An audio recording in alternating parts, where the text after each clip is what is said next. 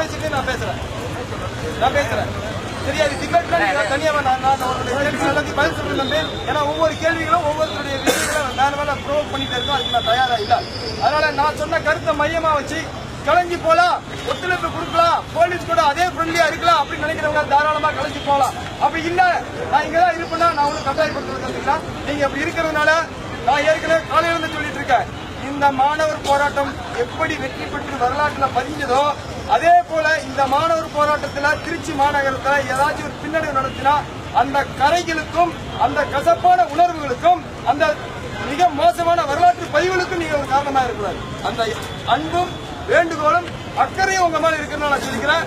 இந்த மாணவர்கள் சில மாணவர்கள் போல வந்திருக்கிறவங்களாலையும் சில அமைப்புகளாலையும் மிஸ்கைடு பண்ணப்படுகிறார்கள் அப்படிங்கிற ஒரு இன்டெலிஜென்ஸ்னாலதான் இவ்வளவு தூரம் வந்து பேசிட்டு இருக்கோம். இவ்வளவு நாளா பேச கிடையாது. மறுபடியும் வந்து பேசிட்டு இருக்குன்னா நீங்க வயசுல சின்னவங்க.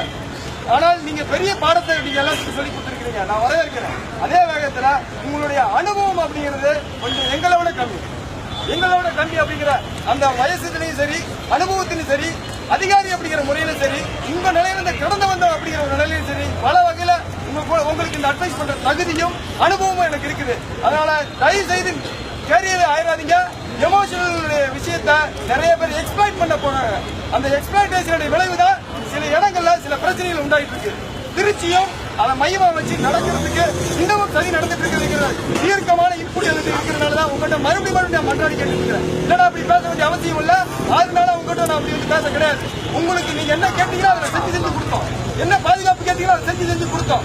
நீங்கள் மழையில் நனையும் போது நாங்களும் நினைஞ்சோம். நீங்க குளிரில் நடக்கும் போது நாங்களும் நினைஞ்சோம். நாங்களும் குளிரில் நினைக்கிறோம். நீங்கள் வெயில காயும் போது நாங்களும் நினைச்சோம். நீங்கள் எப்படி சாப்பிட்டீங்களோ அந்த அளவுக்கு கூட நாங்க சாப்பிட கிடையாது. அந்த அளவுக்கு நாங்க உங்களோட நின்று நாங்க களமாடி இருக்கோம். அந்த விசுவாசமும் அந்த உணர்வும் அந்த தமிழ் பற்றும் அந்த காவல்துறை சட்டத்துறைக்குரிய மரியாதையும் இருந்திருக்குன்னா இந்த மாணவர்கள் நல்ல எண்ணமுடைய மாணவர்கள் கலந்து போலாம் அப்படின்னு நான் எதுவும் சொல்றதுக்கு இல்லை. நன்றி. நல்லா புரிஞ்சுக்கோங்க. அதில் யாரும் பண்ணிட வேண்டாம். திரும்பவும் சொல்றேன், தாராளமா வெளியில கலந்து போலாம்.